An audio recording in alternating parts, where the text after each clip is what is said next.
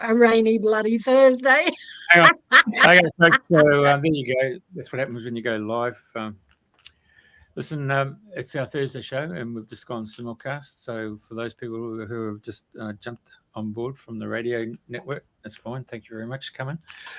You're on the YouTube channel Radio FM 88 Australia. You can go onto Facebook Radio FM 88 Australia. You can go to X on Radio FM 88 Aussie. Afterwards, the show's replayed on those channels, but also Spotify, iHeartRadio, Apple, and Amazon. Anyway, without further ado, from a wet and cold Brisbane, it's hug boot country, it's jumper country, unbelievable. Not used to this, but I'm heading it back to the UK, and of course they're coming into their summer season. So, welcome to Priti. Hello, and good morning. I think it's hilarious because what you're describing as the weather in Australia is the weather here in England. And the temperature's not hugely high either. Plenty of rain to go about and keep everything lush and green. So I understand we have Robyn. Hello, Robyn. Hello, how are you? I'm wonderful. Very good. How are you? Very good indeed. Thank you. Excellent. All the better for seeing you, my dear, as the wolf said to the... What was her name? I've forgotten her name in the fairy story. Little Red Riding Hood, that's what it was. Okay, so tell us a little bit about how you came to get into the world of homeopathy and Australian bushflower remedies from a once upon a time corporate life. Yeah, quite a while back now. It was about 1997. I was a computer operator, and I was looking after the computer centre, and they sort of offered me a large 100,000s to resign, and I took it, but I had to sign a form to say I wouldn't work in computers for 2 years. So in that 2 years, I was looking for what I want to do without working on computers, and I started working in health and healing, and it just was lovely. I just loved it. So I started doing massage and, and I sort of fell into homeopathy. In Canberra, there was a homeopathic store in Kingston that taught homeopathy, and I couldn't get there quick enough, and I was there every week learning homeopathy. And then my son became a bit of an addict. He got hooked into that heroin thing when he was about 20, and I was offered to go. If I went to New York, he'd train me free in this Detox that he was teaching professors at the Lincoln Hospital in New York. So I said yes. So I went, and I trained for about 6 weeks learning home detox, which was acupuncture for the ears, and how to get people off heroin. Not heroin, that was over there, it was all cocaine. So they're all lined up. And I turned up one morning, and this line was right down the road, round the corner, and I started getting abused for jumping the queue. And they said, oh, no, she's the pin lady. So I got in, and I pinned everybody up. It was until you get there early in the morning, you don't realise how many people come to get their ears pinned. And it was just a fabulous alternative. And, I even did children there. People had come with their kids, and you wouldn't pin their ears. You'd put this little magnetic bead on the Shenmen point. And one morning they were so noisy, I said, draw me a circle, square, and a triangle. And then I came back 5 minutes later, and I said, you've got to put a bead on their ears so they could sit down and be quiet. And they were so quiet. I came back and I said, draw me another circle, square, triangle. And those circle, square, triangles were completely different. So the beads made a huge difference.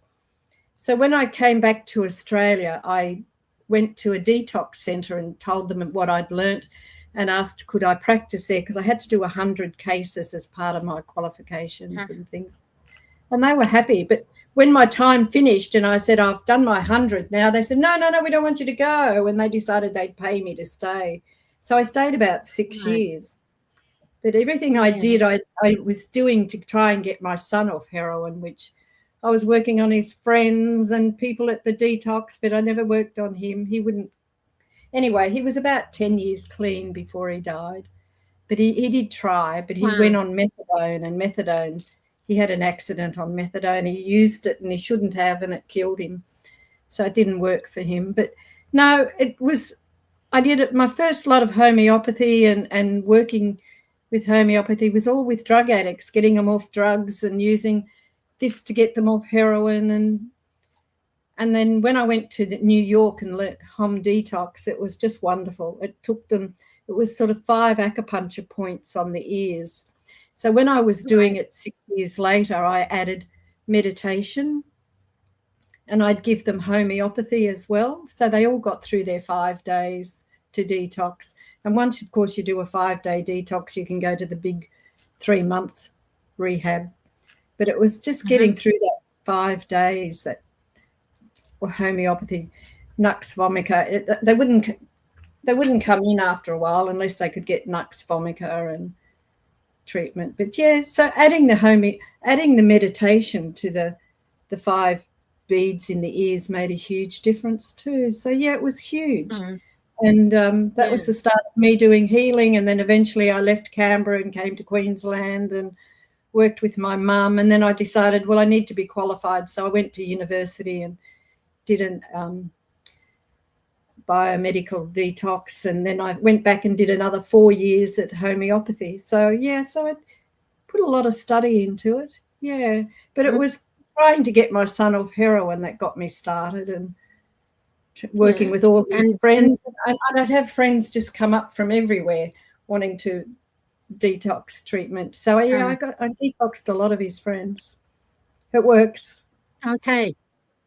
And it sounds like you did have some success with your son, because you said he was clean for, was it 9 years before he died?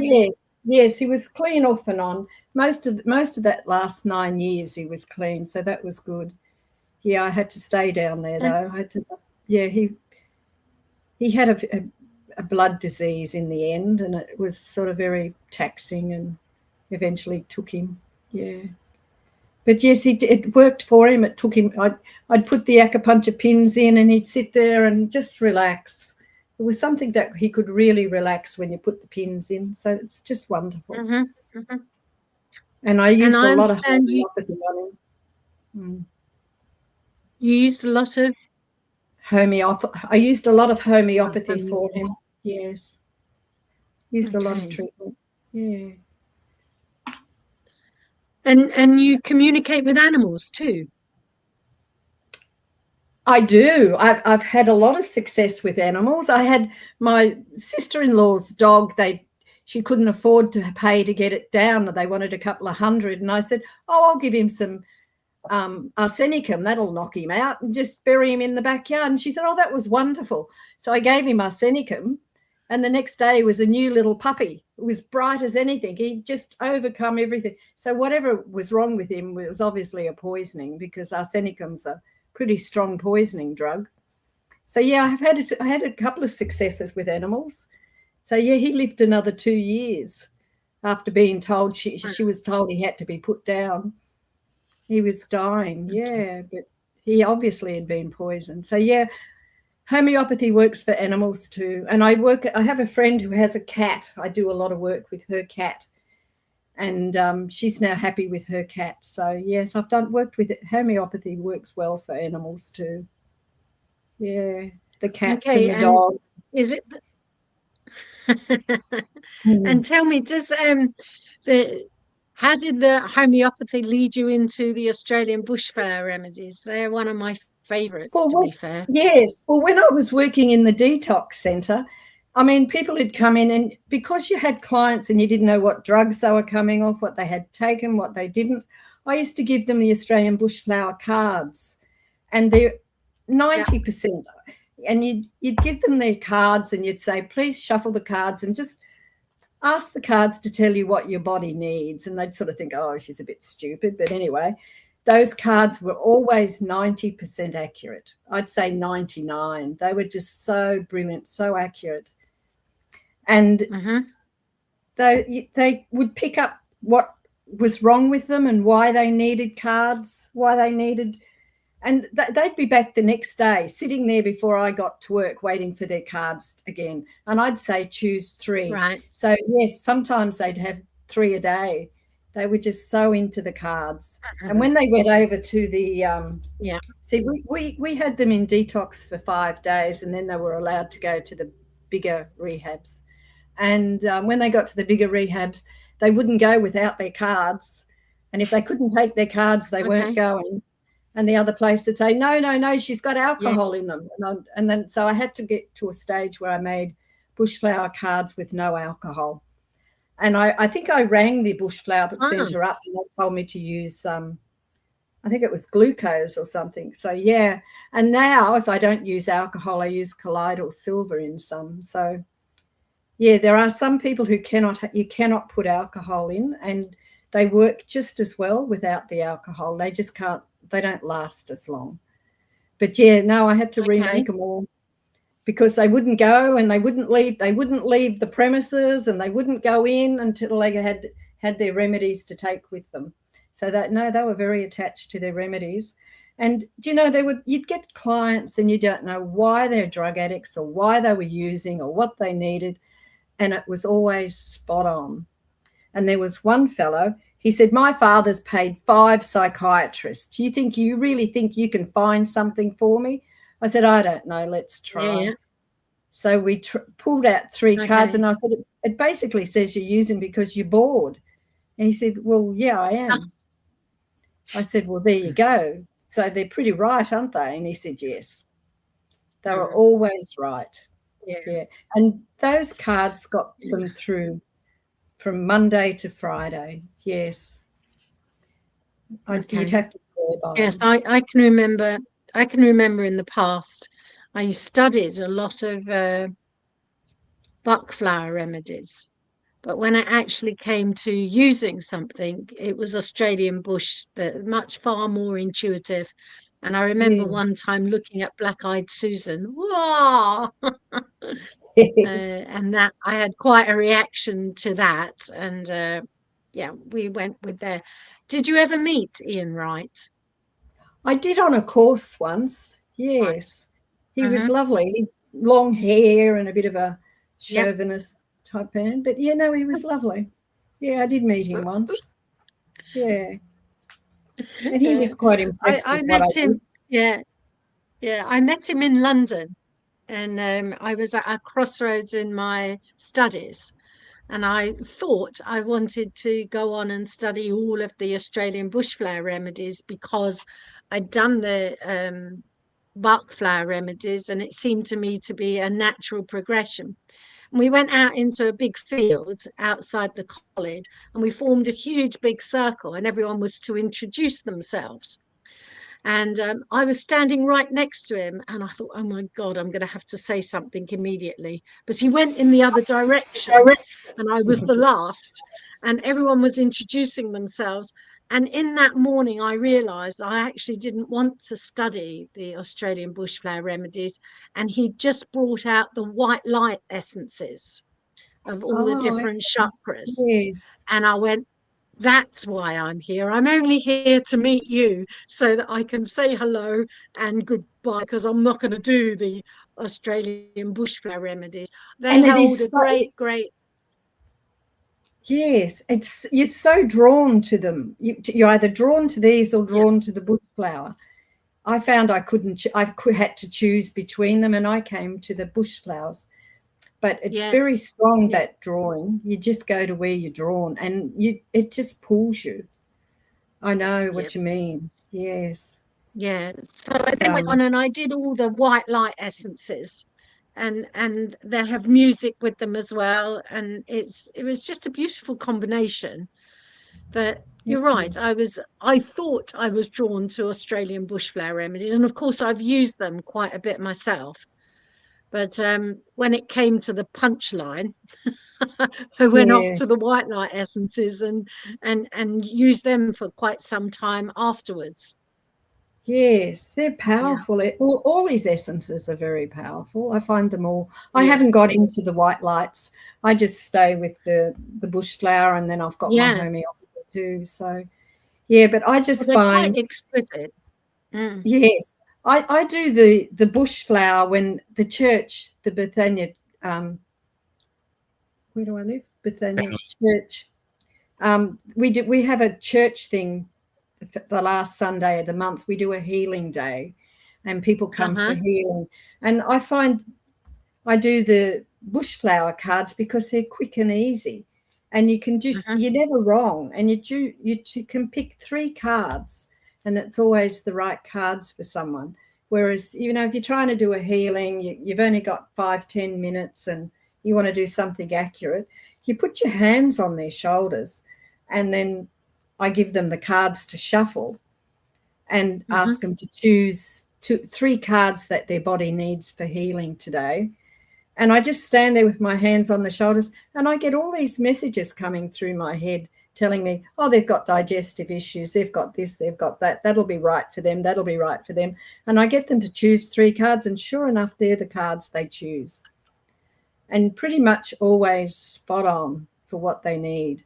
And, you know, you might only have somebody there for 5-10 minutes, and they've got the perfect remedy. That's always perfect. I'm never wrong. And then you can show them what they've got, and you can read the back. And does that sound like that'd be right for you? And, oh, yes, that's perfect. Thank you. And off they go. So I'm happy with them. I mean, in my clinic, yes, I'll prescribe homeopathic remedies and things like that, but I use the bush flowers probably just as much. Yeah, but I mean, especially if you're not sure what to prescribe for someone, you'll always get something pretty accurate with the bush flower. But no, I'm happy with them. Excellent. What do you do? And tell me, do you still prescribe? I was doing this for personal studies. No, I don't. I'm not a practitioner. I was doing it out of personal interest and heal thyself, isn't it? Healer, heal thyself. Yeah, and did you get some good remedies? I'm still working on it. Oh, okay. Pardon? Did you get some good remedies? Yeah. I prescribed some. Yeah, over the years. Yeah. I did 3 for Jeff. But he said he used them in 3 days, and I'm thinking, oh, that was very fast. But still, I usually tell people to take them for 7. But he took them in. He got through them all in 3. Yeah. I mean, these days I wouldn't touch stuff with alcohol. So, with people without alcohol. I'm very careful not to make them with alcohol now. You don't I'm not a drinker, and I don't drink, so you don't realise that people who used to drink don't want to drink now, and you've got to be careful. So now I ask, but I prefer not to make them with alcohol. But that teaspoon or so of brandy in the bottle is what preserves them. So yeah, they do come with brandy if you don't say you don't want it. But I'm trying to be very... And you prepare them yourself? I do. I make them myself, yeah. And even when I go to the church, I take my bottles, and I take water, and I take everything with me so I can make them as they prescribe, because everybody's different. Everyone gets something different. I don't think I've made up 2 in a row, ever. They're always different. Yeah. Oh, and they're combinations of the 3 cards that people have picked out. Is that right? Yes. Even when I don't have people with me, I put my hands on the deck and ask, start visualizing and asking for the cards that are right for this person. And it's nearly always right when I choose them. So, yeah, I don't have anything wrong. I can well, there's one thing that I do. One thing I do that for propolis, for instance, that does come in alcohol, it's the only way to get it, is to put boiling water in and allow the alcohol to evaporate before using it. So that seems to me to be a reasonable way to get around the issue of alcohol with remedies. Oh, okay, right. No, I haven't tried that. That's a good way. Yeah. Okay, and I didn't know whether or not if they're the essences, I'm kind of wondering, would that affect them or not? Just the boiling water, because alcohol will evaporate at 80 degrees. So as long as it's there and you allow it to cool down, away goes the alcohol with a bit of luck and a fair wind. What if you made the essence and then made the alcohol and let the alcohol cool down and then put the essence in? Would that be the same? Otherwise, you can use glucose. You can use glucose. Glucose. I've used glucose to preserve them. Yeah, you can use glucose. But I like the idea of colloidal silver too. It's brilliant if you can get colloidal silver. It'll preserve them. Yeah, good. Okay, interesting. Just nice swap and exchange of ideas in practice. Very good. And how many, you in your little biography you said that you had is it 3 children, and yes, one of your and your son died? Yes, my middle son. That must be is that about 10 years ago now then? Yes, that'd be about 12 years ago. Oh, 12. Okay. And how did that impact you and the family? Because that's a huge thing to no parent should really see the death of their children, in my view. But how was it for you? Well, my older son they were both in their 20s, I guess, by the time Paul died. So they were old enough to sort of cope. So they were married and had families. So, yeah, no, I was back in Queensland with my mum. So, yeah, I got over it. It took a while, but I guess the longer it takes, the more over it you are. I'm not sure whether you ever really get over it. I like being I'm a very spiritual person. I can talk to him on the other side if I really get depressed and go into things. Yes. So I like the fact I can talk to people, spirit on the other side. So that's good. I know so the connection is still there. The connection's still there. Yeah, I know he's there. That's fantastic. I know how he's going. Yes. I can't just chop off, sorry. No, he's still there. Yeah, that's really it. Yeah, he's part of my life still. Yeah. Brilliant. Mind you, all my children are still part of my life. Yeah. But there's a very interesting remedy I was only reading this week homeopathically. They're starting to say the machine you put babies in to x-ray them when you're pregnant is causing a ultrasound. Yeah, the ultrasound. Yeah, ultrasound is a homeopathic remedy. So they got everything they found from the ultrasound, because homeopathy is like heals like, and like heals like, they sort of find remedies from the like what's causing the disease and they went in to investigate this ultrasound that they put babies in, and they found that there was all these side effects from the ultrasound. So they made a remedy, and they've started giving the remedy to kids, and it calms them down and makes all these real hyper children very non-hyper. So it's been really amazing. So that's one of the big things in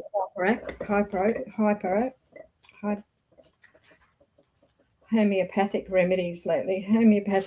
So they've done provings and creativities at home, and this new medicine is wonderful for bringing down hyperactive children. In fact, I think they even called it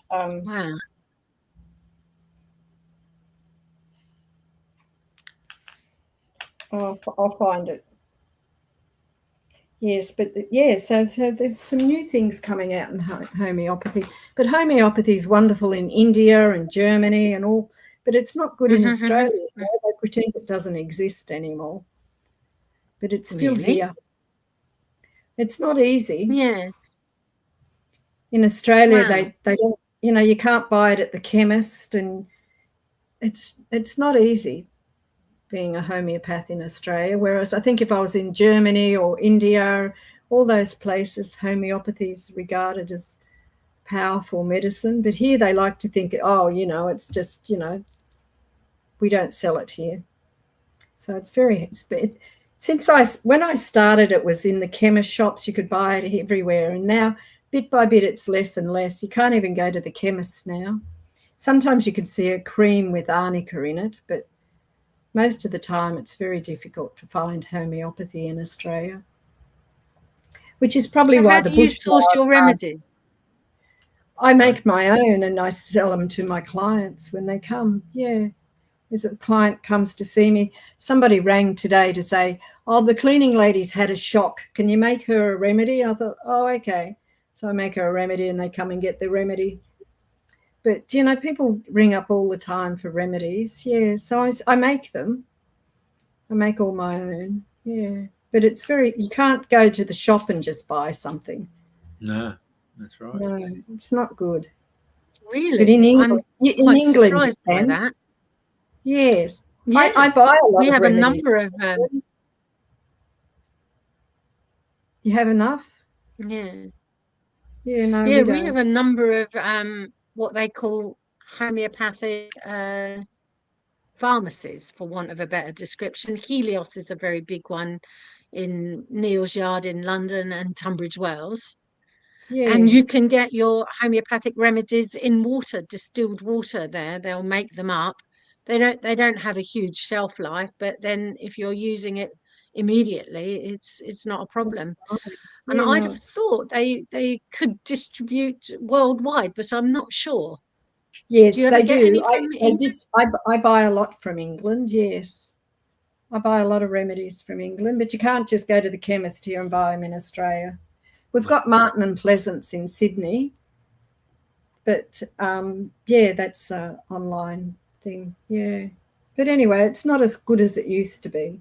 It should be, but it's not. They keep saying, homeopathy is not good and all this, but it is good. It's very powerful medicine. Very powerful. And what's the principle behind homeopathy? Like heals like. Like heals like. Like heals like. You can take something from the disease and make a remedy. If you really wanted to, you can take something from plants and make a remedy. It's like heals like. Remember in the old days, in Egyptian days and things, they say, that flower's to heal skulls because it looks like a skull, or that looks like an eye, so it's just for healing eyes and things like this. And then they'd go and try it and you'd say, yes, it does work. Yeah, so you got to, we're back. Yeah, it's a bit like that. But anyway, we get there. Homeopathy is a very powerful medicine and it works, and it's everything I've prescribed it for has healed and healed very fast. And I still have people who knock on the door and come for a treatment, and you make up a remedy for them. And if you don't know what to make for them, you make them bushflower remedies. They get whatever they need. Yeah.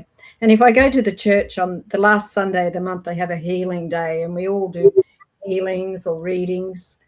And I do the bushflowers there because it's quick and easy. But there's always people tapping me on the shoulder saying, can I have this? Can you make me this? Can you make me that? And the new one out is one for the killing all the worms and things in the body, which is supposed to be a natural remedy for cancer and things. And I was in my room, and it was like these huge angels came down and took me off and showed me how to make it. And so I made it. And by the end of the week, I had about 20 people wanting remedies for different things. So yeah, they let you know when you need to make something. Yeah, they're the cards. Yes. Have you made this new one for the carry on? No, I was going to say that I was talking about something else. No, they're all the beautiful flower cards, yes. And see, there's a little writing down the bottom. That's what they're for. So you can always pick a card and know what it's for. Bit blurry. Sorry about that. Yeah. The one over to the left is pretty ugly. Grey spider flower. Oh yeah, but it looks like the tentacles of the Hydra in the Greek mythology. I think that's one when you're going through a change and you're sort of willowing off all that debris you don't need anymore, and underneath is a new plant.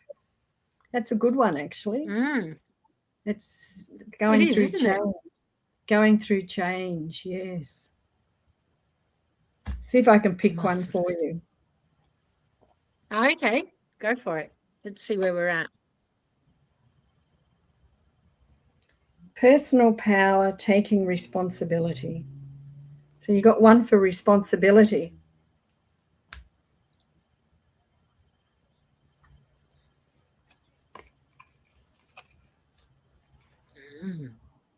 Nurtures and gives strength to cope with relationship upheaval and inner peace. So you've got one for inner peace and one for taking responsibility. Interesting.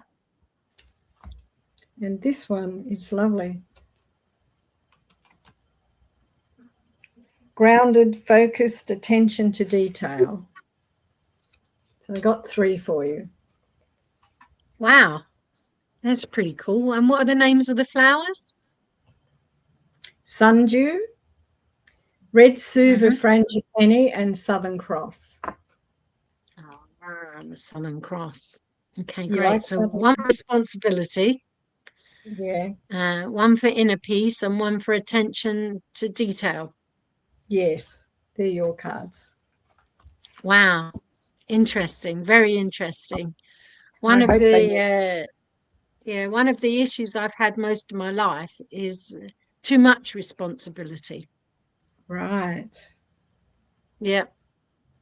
And a sense that I am responsible for everything. So whatever happens in the world, it's down to me. Right. Well, it says nurturing gives strength to cope with so it's giving you strength to cope. Excellent. And grounded, focused attention to detail. That's probably you. Personal power, taking responsibility. So there you go. That's worth a try. It's very, very good. Interestingly, just before we started this conversation, I was in connection with somebody who's helping me to really pay attention and take my time to do something, not just to get the aim to launch something for the summer solstice or winter solstice for you on the 21st of June, but we've now fixed a meeting for the 23rd of June to really go and pay absolute attention to detail. Oh, so good. I'm quite pleased those about cards that. are just perfect for you. Those cards are perfect for you. So have you got the flower essences at home? Oh, you can buy them anyway. No, I can get them anywhere, really. Yeah, super good. And I like the idea of, he did a lot of space clearing as well. The sprays for those. I don't know if you've come across them. The space clearing. Yeah, I have seen them. I have made some. Yeah, they're good. Space clearing's good. You just need to spray it on your pillow at night before you go to bed. That's good. Well, there you go. Oh, that's a good idea. Yeah. Not a problem. And what do you do to relax? Because you're doing all of the homeopathy and the bushflower remedies, you're going to the church regularly and helping other people. How do you help yourself, nurture yourself? I go to my meditation groups. I have a meditation group I go to on Tuesday nights and usually go out Friday. Yeah. Saturday I play cards. Today I played cards. So cards, I play cards, play canasta. Canasta? Yeah, canasta. So there's 6 of us. Yeah, so you got to go. You have to go because, they can't play if you're one short, so you have to go. So it makes you go. Yeah, you feel committed. I have to go. I love my canasta. Where do they play canasta? It's been a long time. No, we used to have 6 aside. Oh, sorry, 6 players. Yeah, 6 players, 3 on a team. Yeah. You play with 12 and 13, don't you? Yeah. Do you remember Glenys Mackay? She still plays. Yeah. Yeah, I play at her house. Today we played at the club, but I don't know if we're going to keep playing at the club. It's a bit more, but we normally play at Glenys's house. Yeah. She's 88 now, so we were going to move to the club to give her a break, I think, because we've been going there a long time. I used to play at her place with George. Did you? Oh, Yeah. there you go. She still plays every Saturday, and today it's Thursday, so we've changed it from Saturday to Thursday. Oh, very good. Okay. Yeah. Oh, it's a serious card game then. Oh, for sure. For sure. Yeah, it's good. Playing for Sheep Station. Yeah. Bragging rights. Yeah. Now, homeopathy. Okay, so the game plan is someone comes in, sees you, you run your eyes up and down, yeah? Have a quick chat. Do you actually sense anything? Pick up any emotional connection there, or you just use the cards, or you use your spiritual connection there? I use a lot of questions when I've got a client. I ask a lot of questions and balance it out in my head. Sometimes I have to go and do a bit of research and look things up.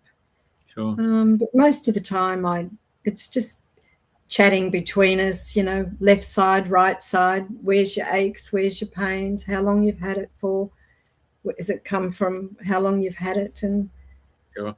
Yeah, so it's just getting all that information. Sometimes it's DNA, it's been there forever, and sometimes it's come from a relative or a past life, or not a past life, but a past relative, mother, father. So yeah, you just get it all together, and then you come up with a remedy and see how you go.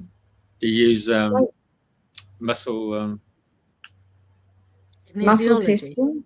Yeah, muscle testing. Yeah, muscle testing. I do muscle testing if I'm doing hypnosis or if I'm going back into. I've had a couple of clients where I did muscle testing where you go back into a past life to find out what age it stops, where you stop at, and you stopped around 4 or 5, and you get into some. In those situations, I got into sexual abuse type stuff, and you sometimes dealing with sexual abuse, you deal with it differently. So yeah, I deal with sexual abuse more with hypnosis. And that particular case of using muscle testing, we went back to the age of 4. And so, yeah, I take them back to the age of 4, and we put the adult person aside, the child aside, and the adult person comes in and takes over, and they can say what they want to say and do what they want to do. And this particular person came out of it. He said, yes, Robyn, he said, I feel good now. I said, oh, okay. So he was a Navy person, and he, in the meditation, took himself back and blew the orphanage to pieces. Now, this is all in your head and make believe, but he felt good afterwards. So yeah, so when you do the muscle testing, I only do muscle testing when I'm talking about age and I want to go back to a certain age, and you want to know what age you're going back to and they have forgotten or whatever. And it took me back to age 4 or 5, and you work with the client at the age of 5, and then they can overcome issues when they're back in time. And this particular man came back out, and while he was in that deep meditation of 4 years old, he wasn't a child. I took him back as an adult, and he took his Navy ship alongside the wharf and blew the orphanage and the person who had abused him to pieces. So for him, that was resolved. He resolved his issues. He couldn't do that alive, but he did it in his meditation, so he felt good. And a couple of others I've taken back in time, and it's really to resolve an issue back in time. Yeah, muscle testing, it's good for that. Yeah. I remember a mate of mine, he's now passed away, but he was a photographer, and he was asked if he would go to white lady funerals, and so he turned up, and this lady was in a Mercedes there, and she said, can you just give me 15 minutes? And he said, right, yeah. So then she comes out, and she's got a wedding dress on, and so he goes in there, and the funeral home is a coffin, and it's got all these rose petals on it. It's got photos of her and her husband at the wedding. Wow. Yeah. And so he takes a couple of photos, and she says, well, just need a couple. He said, well, you're going to be paying for the whole reel. It's 36. She said, okay. So she started going back like 18 years old and throwing the leg up under the coffin, and it's been really fun and all that stuff. Yeah, she's really brought herself out, you know. Anyway, so Joe happened to say to her, I'm sorry to hear your husband passed away. Oh, no. My therapist told me, that bastard, he left me for a younger woman. she told me to go and see him off. He's dead, gone, see you later.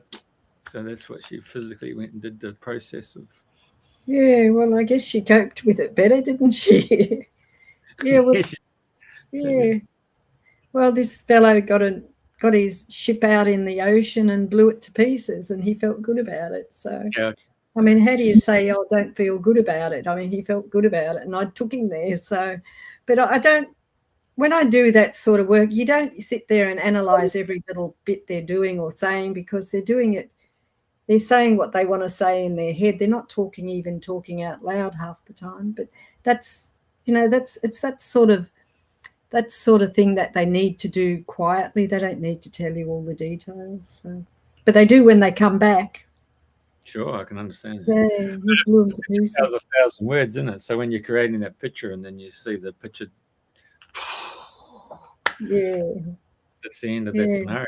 You're not taking it onto the rest of your life. I mean, isn't there that old saying about the old priest and the young priest, and they come to that stream, and there's a lady there, and then the old fellow puts her on, carts her across the other side of the stream onto the other side of the bank, and carry on walking. And the young priest says, why'd you do that for? He said, well, I left her back on the bank. You've been carrying her all this way. It's all about holding your thoughts, isn't it? Yeah. Yeah. Are you a great believer that sometimes your thoughts manifest into a physical organ? Like, say, for example, I didn't see that coming. So, you'd be looking at the eyes, or I fed up to the back teeth, or I didn't, like, getting on my nerves. Can't stomach that. Got a shoulder just beside me. So, yeah. I've had some people who need surgery and won't have surgery, and the natural medicine's not enough, but they won't go back. That sometimes pisses me off. I think if you want to use natural medicine and your private medicine. Use them both together. Try. Yeah, so not actually piss me off, but it's like, I can say use both. If it's not strong enough, go back to what you had, and then you can halve it and use a bit of this and a bit of that. So the last thing everybody's been talking about ayahuasca and all that stuff, and other plant medicine type. Yes, toad or cactus. What's the other Indian stuff? Starts with P. Anyway, so have you come across a lot of that in your work where people have had... They do, but I just don't go into. I don't get into it. I don't even like pot. Yeah. I don't like pot even. I don't get into pot either. So, I mean, I know pot's supposed to be wonderful and everything, but see, I come from addiction area where you've seen them so crashed they wouldn't even get out of bed to go to the toilet. You know, pots made them like that. So I've only seen the bad side of all this pot stuff they keep saying is wonderful. So I don't even get in. I don't get into pot. No, I just stick to what the remedies I know, and I treat them with small doses and then I up the dose and things like that. I don't even do big high doses. But homeopathy you don't need pot and cocaine and all those things. You can get it from other remedies. So I stick to I stick to non-addictive type things. I don't like addiction. You sure? So I don't prescribe something I know is going to be addictive. And if they are addictive, I sort of get them off, wean them off bit by bit. And then there's a lot of really good programs you can follow homeopathically. There's a fellow in England, I'm trying to think of his name. He's put a book together on how to do it in stages, different remedies and dopamine and things like this, wean them off, and you use dopamine to take them off and things like this. So there's a lot out there now that never used to be. So I stick with what I know. And if I have to do a bit of research, I'll look up what I need to prescribe. I don't prescribe addiction, no. And I don't prescribe pot either. I know people think it's wonderful, but I've seen really bad cases and I think it's not as wonderful as they think. Maybe I'm wrong, maybe they're wrong, but I don't want to get into prescribing pot because to me, when I was working in Detox, the guy who was in bed who wouldn't get out of bed to go to the toilet or he'd get up in the morning and pissed his bed was the pot guy because they just don't want to do anything. It just, when they're really, really bad, they don't want to do anything. They don't want to go anywhere. They don't want to get out of bed. They just don't want to go to work anymore. It just changes. It changes the brain. So I don't get into pot. I don't want to deal with it. So my remedies will make you well, and the emotional remedies are the bushflower remedies. They're the most brilliant bush emotional type remedies you can find, and it'll also heal bones and things like that. So homeopathy's got brilliant remedies for healing bones and aches and pains and backaches and whatever's wrong with you. You don't need to go into. I know everybody says it's wonderful and that's great. They could go work it all out and figure it all out, but I don't want to know it. So I'm not there. You know how the medical world has MRIs and X-rays and stuff like that. If you go back into Kirlian photography, I remember when it first came out, it was black and white, and there was a guy at Stones Corner had the first machine that I'm familiar with in Brisbane, and you would go there and just put your hand in or just do the handprint. Obviously, it's all come a long way since then, and it's probably in colour.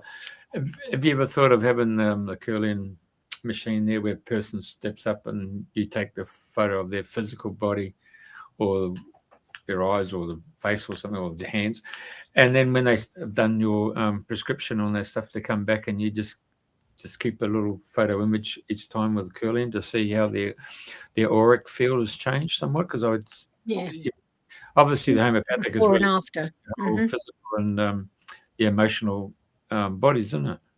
Well, you can usually see that. You can usually see when you're looking at somebody if they're well. You can see those sort of changes when you look. But no, I haven't got a Kirlian photography, no. But if somebody wants to give me one, I'm happy to use it. But sure, 100%. No, I haven't got one. So there's lots I'd love to have, but I just don't have. But no, I just use remedies.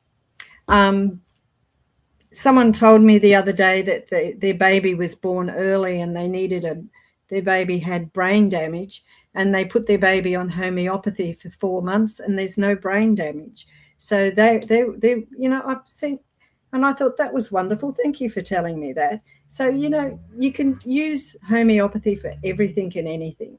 I just don't know why you wouldn't bother. But there's people who just don't bother, and it's just, I don't know. I've just seen too much success. And do you know, when I was in Detox, I had a group of 6 bikies come in. Their boss had told them they all had to come in. One of the bikies died from an overdose, and he told them all they had to cut their doses back and whatever. So they came in to do a 5-day detox, and they were just laying there when I pinned their ears for them, and I put some beads on their ears, and I did a meditation, and the boss walked in, and I've got the lounge room covered in these bikies, just laying flat out, deep into relaxation. You know, it worked for them. Acupuncture, meditation, and homeopathy, that's all they needed. And they were just absolutely astounded. We had to shake them awake and say, time for bed, time to get up and go to bed. We're absolutely astounded. So if you said that, you know, you got stoned by beads in your ears and acupuncture and meditation, you know. I could just see them down the pub talking about it. Yeah, I had to really shake them awake and say, time for bed, guys, time for bed. Yeah, get them up and go to bed. Yeah, so yeah, I just stick with the right stuff. And homeopathy, you know, it's an emotional balance. It's you can use it for sleep. It's attention to details. It clears blocks and base chakras. Its ability to cope. It's just a natural homeopathic remedy. So you can use it for everything and anything. It'll work for you. It'll take your pain away. It'll take your migraine away. It's just, why would you go for something else? Yeah. You know, it's non-addictive. It's harmless. It works. And, you know, I've had so many people who you'd think, oh, was it really working for them? Oh, I had one guy, he just got out of jail, and he came to me because he was addicted and he wanted to get off. And I said, well, you know, that sort of thing only works if you really, really want to, because if you don't really want to, you know, you just tell yourself as soon as you walk out of here, I'll go use. So no, I really, really want to. I've been in jail. I can't go back to jail. So anyway, I was told I wasn't allowed to let him in my house. So I said, okay. So we sat outside under a tree, and I said, I'll do the hypnosis for quit smoking, only I'll change it so it's a hypnosis to quit the drugs he was on. And he said, fine, I'm fine with that. And I said, if you've been in jail, how can you be so addicted? He said, I could get the drugs, I just couldn't get a needle. And he showed me all these ugly scars up his arm. He'd used a biro as a needle. Oh, it was horrible. Oh, horrible shit. Stuff. He said, since I've only been out a couple of weeks, and he said, they're giving me free drugs. I said, oh, well, that's nice. They just want you to get addicted to them. He said, yes, and I can't. I don't want to be addicted to them because I'll be doing crime and I'll be back in jail. I said, all right, well, if that's what you want, we'll do it. So I did a hypnosis. I took him really, really deep and said, you don't need it. You don't want it. You're healed. You don't need to use anymore. And I converted this quit smoking hypnosis, which is about an hour long. It was so involved. And I took him through that. And I did some acupuncture on his ears, and I put the little bead. I said, now, if you get anxious or anything, just press this little bead. And it was on the Shenmen point for relaxation. And he said, thank you, thank you, thank you. And he promised me he wouldn't use. And I said, that's the best I can do. Anyway, I gave him some Nux Vomica to take away. And I heard about 2 weeks later, somebody said, oh, he got a job. He moved. He's got a job. He doesn't want anything to do with any of us anymore. He won't have anything to. I said, oh, never mind. You don't need him. No, he was such a bad character. He'd been to jail and he'd stabbed people and all this. And I said, well, he's okay now. He's not near any of you, is he? No, he won't come in. Won't have anything to do with any of us. I said, well, that's good. So he moved away from them all, got a job and stopped using and got his life sorted out. So that was, yes, that was brilliant. Yeah, but sometimes you use a combination of hypnosis and acupuncture and homeopathy, and you just use whatever you can use, whatever's available, whatever you need to use when they come and see. Yeah, so it's good. I see in your program that you're Reiki as well. Yeah, I do Reiki. Yeah, I did Reiki years ago. I still do it from time to time. Yeah. But it's all there. There's so many healing things out there now. There's I don't even know half of them, but there's so many out there. You just do what you're guided to do, and it works. Yeah, sure. I don't charge heaps. I mean, my consultation fee is $85, but sometimes for the first visit it's $120 because there's so much research I have to do to get the right remedy, and I might see them 2 or 3 times, and then the cost of their remedies and things might be a bit more. But you know, keeping the consultation fee down to $85. I mean, you know, I'm aimed at helping people, not overcharging. And I don't, you know, if you've got this, some people charge $200 and $300. I know I did a course for healing. It was when you intuition. It was an intuitive healing course, and I thought it was wonderful, and I got a lot out of it. And when I think one about the last day or something, they were saying, "Oh, well, I'm charging $500 for my treatment." And I'm thinking, far out, $500. And the other girl said, "Yes, I'm charging $300." And I thought, "Oh, okay." I mean, I don't do it publicly, but if I do it sort of part of my treatment, intuitive healing. You intuitively try to pick up what's wrong and what's going on. It's just, but you know, it's still all part of your 85. I can't put this $200 and $300 on things. You're just not there for the right reasons. But you want your clients to come back and get well. They're not going to come back 2 and 3 visits at $200 and $300. That's for sure. So I stick to my fee.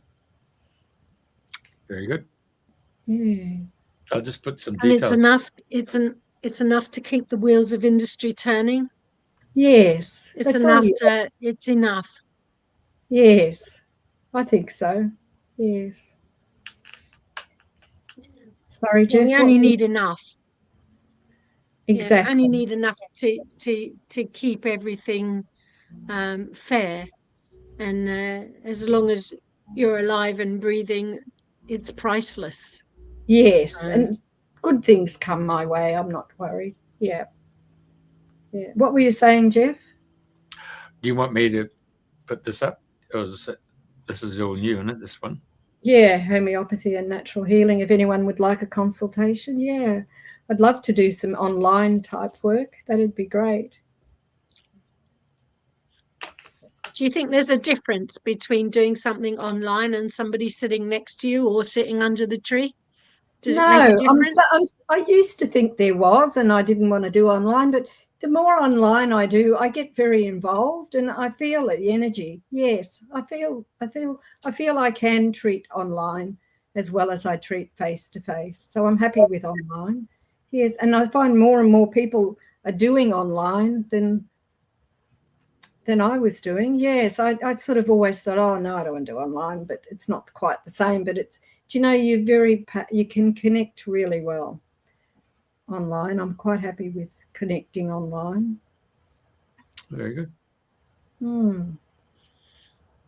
And do you have any surprise stories of people that have come to you that you had zero expectations and suddenly it bloomed into something different?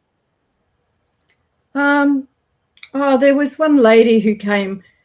She blew me away. She had a sugar. She went to somebody and got injected with sugar, and she had all these sugar allergies, and it was really hard to find. It took me ages to work it out, but she didn't believe me.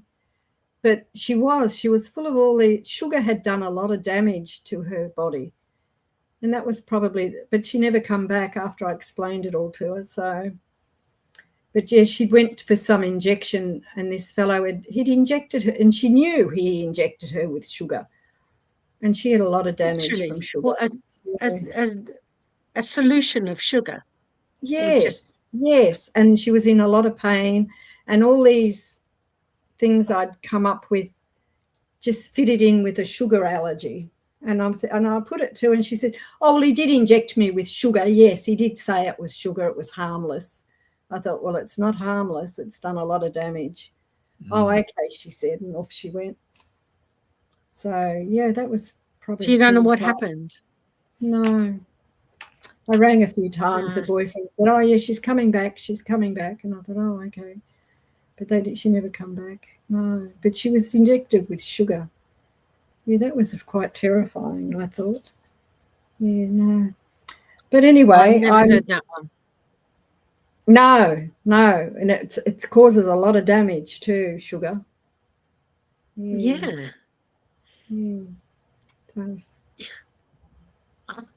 I just simply can't imagine someone going to another person to be injected with sugar, which is almost a poison. And she said she first of all said she didn't know, and then she said, well, he asked me I could inject you with something. She wanted to be injected with something harmless, and he used sugar. And I said, well, sugar's not harmless. It's done a lot of damage. Oh. It did a lot of damage. But anyway, that was... Well, yeah. So. It is, isn't it, for number one? But then millions and millions of people have got sucked into doing something they shouldn't have done. Yeah. Oh, yeah. And they paid money for it too. So anyway, how did you rectify those who were placed in that position in the last 4 or 5 years? Have you had any people who've come to you? No, I haven't had anyone really bad. I have a lady who comes from time to time, and I help her, and she's decided this remedy won't work at 60, it must be a 30, and she's got all her remedies worked out from her treatments, that if I say, oh, well, I'm going to give you arnica 30, she said, no, it doesn't. No, I think I was going to give her arnica 200. She said, no. The only remedies that work for me are 30, Robyn. I just want 30. So I've got clients now who tell me what they want. They're quite used to what I prescribe, and they tell me what they don't want and do want. So I just say, okay, fine, try this first. If it doesn't work, come back and tell me. So we've seen a lot more people who have got their qualifications from Dr. Google, have we? Oh, well. Yeah, probably.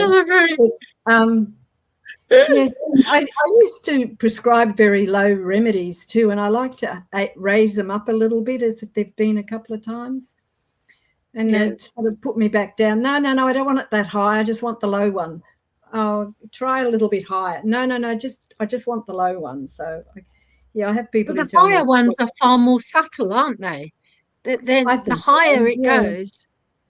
Well, higher the number. Higher first aid, and then you go lower. Yeah, but 30 is your general. So a lot of people like just 30.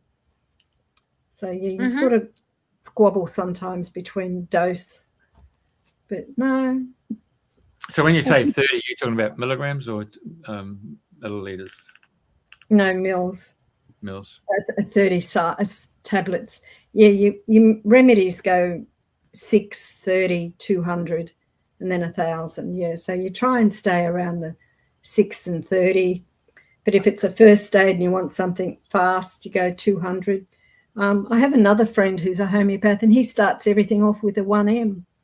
It's like give them all a big dose first, and then feed them up, pile up the lower dose. So you find every homeopath's a little bit different. They've got their own way of prescribing. I try and keep mine low, but then I do go high every so often. So it just depends on the case. You can be different all the time. Yeah. People have been injured and they've got broken bones, and so well, there's a good remedy, bone knit. It's got another name, but it's called bone knit, and it knits the bones. And I've given that to a few people with broken bones, and their bones have knitted really fast. So you can use bone knit for broken bones. Oh, right. Because there's that plant, isn't it, they used in the Crimean War when they ran out of plaster of Paris, and then they what's the name of that plant? It's a big broad leaf. They used to create a poultice around bones and around your. God, I can't think of it now. I know the place down at Mudgeebar has it. Mudbrick Herb Farm has it. It's also a natural fertilizer too. Yeah. So. What's the starts with C? You girls carry on, and I'll just go and look. Not Cantharis or something. No. Hey? Cantharis or something. Oh, no. No. You're going to have to consult Dr. Google, Jeff. All right. Just to jog your memory on everything. Yeah. I was going to say I've written a book too. It's called Detox. Oh, yeah. I got it. Detox. Comfrey is a. Comfrey. Yeah. Comfrey's good. Comfrey. Yeah. Sorry. Probably the herbal comfrey is better than the homeopathic comfrey, although they're a bit different, I think. Yeah. Oh. I wouldn't prescribe comfrey for the bone. I'd go to bone knit. Yeah. Detox. I put here the 5 points on the ears that you use when you're detoxing. Yeah. The Shenmen, sympathetic, kidney, liver and lung, and clinical procedure for practitioner to use so you can teach practitioners. Right. And what's the name of the book? I'm just calling it Detox. Detox. Yeah. And where can people get that? Oh, they'll have to ring me. They'll have to send me an email and I'll send it. And there's a practitioner's notes and there's homeopathy in there. Kinetics. Detox. I finished it with putting tapping because there's meditation in there, but the last part is the remedies you use: Nux vomica, Avena sativa, Arsenicum, album, Gelsemium, Tobacum, Quorum, and sulfur. Different Ignatia, Natrum miraticum, Lachesis, different remedies for different parts of detoxing. And I put another page in the bottom at the back because tapping, people tap around the eye and things like this and down here. And that actually helps. Yep. That helps. It does. With detoxing. Yeah. So I've added that at the end, tapping. That's. Is that the EFT, is it? Yeah. Yes. I have a theory about that. Do you? Yeah, that when people start tapping and they get in touch with their bodies and they are distracted away from whatever it is that's bothering them and they're back in the body again. Oh, okay. So it calms the mind down. So it's my hypothesis. It's my idea of how I've seen people use EFT or emotional freedom tapping, to literally take them away from whatever it is they're focused on to bring the focus back into the body.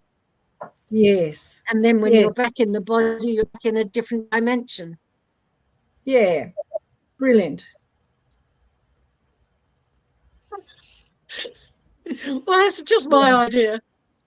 It works. It's perfect. Wonderful. Yeah. Right. So in this conversation, Robyn, is there something that in a subject line that we haven't discussed that you would like to share with the world? No, I think we've covered just about everything. Yep. Thank you. Thank you for having me on tonight. Dreaming a new dream. Yeah. In your dreaming a new dream, in 5 years from now or 10 years from now, what would be your ideal in the world of homeopathy and where you are? I would just like more. I would like more online clients. I'd like to be doing more online. I'd be able to be sitting at my computer, resolving some issues and posting off their remedies. Yeah, I'd love to be doing more online. So that would be wonderful. So if anybody wants online prescriptions, let me know. Yeah. Well, I'll tell you what, I'll send you an email from England and you can send me the book and we can start there. Wonderful. No worries. Thank you. Thank you for having me. Marvelous. You'll be the undisputed world champion, Queen of Canasta. Oh, thank you. canaster. Thank you. Aha. John, Jeff likes to put a bit of fun in the whole remedy and the whole ingredients of the dreaming the new dream. Wonderful. Thank you so much for having me. Queen Canaster. Yep. Oh, yeah. Now, do you want me to just log off? No, wait. We'll just say good night. Good night. Yeah. Good night.